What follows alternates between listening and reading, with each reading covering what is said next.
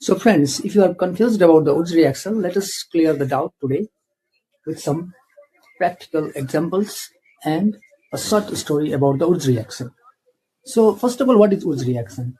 This Wurtz reaction means the reaction between alkyl halides and sodium metal in the presence of dry ether to form alkane and sodium halide. This alkane formed in this Wurtz reaction must be a symmetrical alkane. This symmetrical alkane means what? What is symmetrical alkane? Here, symmetrical alkane means the alkane that contains generally either 2, 4, 6, 8 or any even number of carbon atom. But if there is odd number of carbon atom, then it is not symmetrical, but it is unsymmetrical alkane. So generally, we produce symmetrical alkane with the help of Wurtz reaction. Sometimes we also produce unsymmetrical or asymmetrical alkane by this Wurtz reaction, but the amount of asymmetrical alkane produced by this Wurtz reaction is very less. So let us try to understand with one example. So for example, we have here CH3Cl. This is methyl chloride. Methyl chloride is one of the alkyl halide. If it reacts with the sodium metal in the presence of dry ether,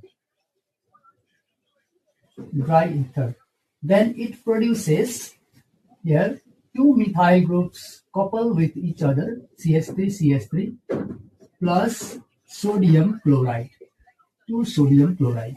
Here 2 sodium metal react with 2 methyl chloride to form this CH3. It means ethane. As I have mentioned here, it produces symmetrical alkane. We can see here how many carbon atoms are there? 2 carbon atoms. It means it is even number. 2 is even number. So we can produce symmetrical alkane by the help of this Wurtz reaction. Now while doing this Wurtz reaction, we have to remember something, some basic things, that if we perform this Wurtz reaction in the presence of moisture or in the presence of water, then it will never take place. So we do not forget that. It requires a dry condition. That's why we use here dry ether in this reaction. Now, in this reaction, generally we produce the alkanes having the carbon number more than 2. Methane cannot be produced by this Wurtz reaction, since methane has only 1 carbon atom. And in this Wurtz reaction, coupling of alkyl group takes place, where if the coupling of alkyl group take place, then the methane is not possible. And generally, this Wurtz reaction is performed to obtain symmetrical alkanes. Now, what is the mechanism involved in this Wurtz reaction? So, before understanding the mechanism, I will tell you one short story about the mechanism of Wurtz reaction. Actually, in this Wurtz reaction, suppose that alkyl radical and halide radical are in a good relationship with each other. They are living happily with each other. They are in friendship with each other.